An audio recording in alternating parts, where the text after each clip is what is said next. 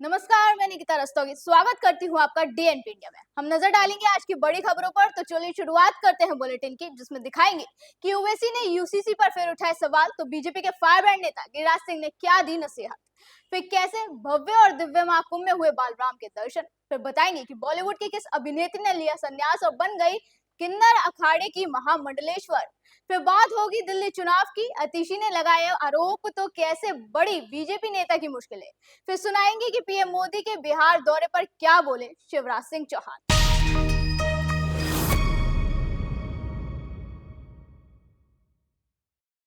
हाल ही में उत्तराखंड की धामी सरकार ने समान नागरिक संहिता यानी यूसीसी लागू करने का ऐलान किया, जिसके बाद हमेशा की तरह असदुद्दीन ओवैसी उसका विरोध करते हुए नजर आए। उन्होंने कहा कि यूसीसी केवल मुसलमानों को परेशान करने के लिए लाया जा रहा है। अब उनके इस बयान पर गिरिराज सिंह भड़क उठे और ओवैसी को बड़ी नसीहत दे डाली।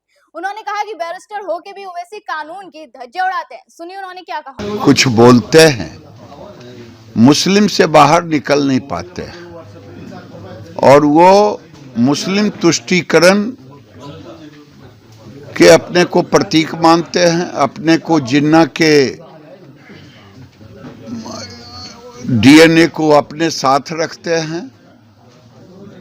न सरकार मुस्लिम को फंसाती है, न केजरीवाल को, न हिंदू को। कानून को जो तोड़ते हैं, चाहे वो दंगा हो दिल्ली का, चाहे केजरीवाल शराब घोटाला करे, शिक्षा घोटाला करे, तो कानून अपना काम करता है। इसलिए मैं कहूँगा ओवैसी साहब से कि आप जिन्ना का जिन बन करके मत अपना बयान दें। एक भारतीय संवैधानिक व्यक्ति हो करके आप जरूर बैरिस्टर है, लेकिन कानून की धज्जियां आप खुद उड़ाते हैं ऐसे बयान देकर के।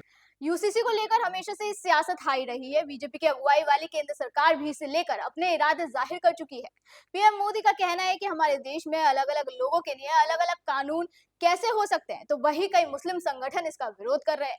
उनका कहना है कि यह अल्पसंख्यक अधिकारों का उल्लंघन है। ऐसे में सबके बीच एक सवाल ये है कि आखिर एक देश एक विधान पर क्यों हो रहा हिंदू मुसलमान।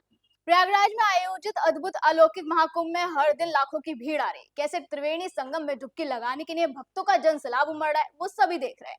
महामेले से हर रोज कोई ना कोई चौंकाने वाली तस्वीर सामने आ रही है। ऐसी एक और तस्वीर इस वक्त जमकर वायरल हो रही है, जिसमें एक प्यारा सा 5 साल का बच्चा दिखाई दे रहा है। लेकिन ये कोई आम बच्चा नहीं, बल्कि भगवान राम का बाल रूप है, जिनका आशीर्वाद लेने भक्तों की लाइन लगी रहती है। ये बालराम प्रयागराज के उस श्रृंगेरपुर धाम से आए हुए हैं, जहां राजा दशरथ द्वारा कराए गए यज्ञ के बाद ही भगवान राम का जन्म हुआ था। जब बालराम भगवान राम की वेशभूषा में महाकुंभ में निकलते हैं, तो उनके दर्शन करने और आशीर्वाद लेने वालों की भीड़ उमड़ती है। साधु संतों भी इन्हें देखकर डमरू बजाने लगते हैं। दरअसल 5 साल के बालराम का नाम श्री बाहुबली महाराज है, जो एक एलकेजी के छात्र हैं। ये प्रयागराज के जिस श्रृंगेरपुर धाम से आए हुए हैं, उसका भगवान राम से बेहद गहरा नाता है। बता दें, श्री बाहुबली महाराज पिछले साल तब सुर्खियों में आए जब अयोध्या में रामलला के भव्य मंदिर की प्राण प्रतिष्ठा के दौरान भगवान राम के बाल रूप में लोगों को दर्शन देते थे। अब बात करते हैं उस एक्ट्रेस की जिसने बॉलीवुड से संन्यास ले लिया, जिसके बाद वो किन्नर अखाड़े की महामंडलेश्वर बनने जा रही है। और ये अभिनेत्री कोई और नहीं बल्कि 90 के दशक की हिट एक्ट्रेस और करण अर्जुन, बाजी, चाइना गेट जैसी बड़ी बड़ी फिल्मों में काम कर चुकी ममता कुलकर्णी है। 90 के दशक में ममता कुलकर्णी ने अपनी जबरदस्त पहचान बनाई थी। अब उन्होंने संन्यास ले लिया है। किन्नर अखाड़े में उनका पट्टाभिषेक होगा, जिसके बाद वो ममता नंदगिरी के नाम से जानी जाएंगी। ममता प्रयागराज के महाकुंभ मेले में पहुंची थी, जिस दौरान वो पूरे भगवा रंग में रंगी नजर आई। उनके गले में रुद्राक्ष की माला और कंधे पर झोला था। इसी भेष में उन्होंने किन्नर अखाड़े में एंट्री ली थी। यहाँ उन्होंने आचार्य महामंडलेश्वर डॉक्टर लक्ष्मी नारायण त्रिपाठी से मुलाकात भी की। ममता ने कहा, महाकुंभ में आना मेरे लिए बड़े ही सौभाग्य की बात है। यहाँ की भव्यता मेरे जीवन का यादगार लम्हा है। मैं महाकुंभ के अवसर पर साक्षी बन रही हूँ, ये मेरे लिए सौभाग्य की बात है। दिल्ली की मुख्यमंत्री और कालकाजी सीट से आम आदमी पार्टी की प्रत्याशी अतिशी एक बार फिर बीजेपी प्रत्याशी रमेश बिधूड़ी पर आरोप लगाते हुए नजर आई। सीएम अतिशी के इलेक्शन एजेंट ने चुनाव अधिकारी को एक शिकायत दे दी है। जानकारी के अनुसार इस शिकायत में कालकाजी विधानसभा सीट से बीजेपी उम्मीदवार रमेश बिधूड़ी पर चुनाव आचार संहिता का उल्लंघन करने का आरोप लगाया गया। अतिशी ने अपनी शिकायत में बिधूड़ी पर पोलिंग बूथ के पास चुनाव दफ्तर बनाने का दावा किया है। शिकायत में कहा गया है कि ये नियम है कि पोलिंग बूथ से 200 मीटर के दायरे में कोई पार्टी अपना चुनावी कार्यालय नहीं बना सकती। लेकिन रमेश बिधूड़ी ने 80 मीटर के दायरे में चुनावी दफ्तर खोल दिया, जिसके बाद दिल्ली चुनाव से पहले बीजेपी नेता रमेश बिधूड़ी की मुश्किलें बढ़ती हुई दिखाई दे रही हैं।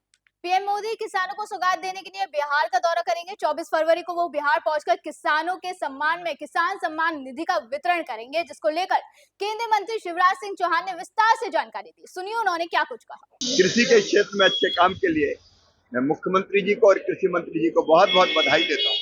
अभी प्रधानमंत्री जी 24 फरवरी को किसान सम्मान निधि के वितरण के लिए और किसानों का सम्मान करने के लिए बिहार पधारेंगे। अभी संभावित जो दौरा है उनका भागलपुर में 24 फरवरी को बन रहा है।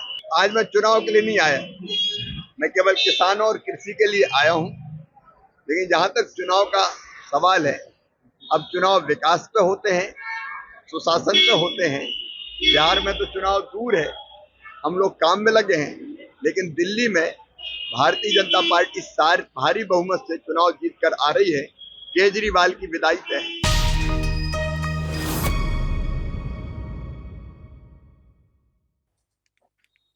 ऐसी देश की तमाम खबरों पर हमारी बनी रहेगी नजर। आप देखते रहे डीएनपी इंडिया। नमस्कार।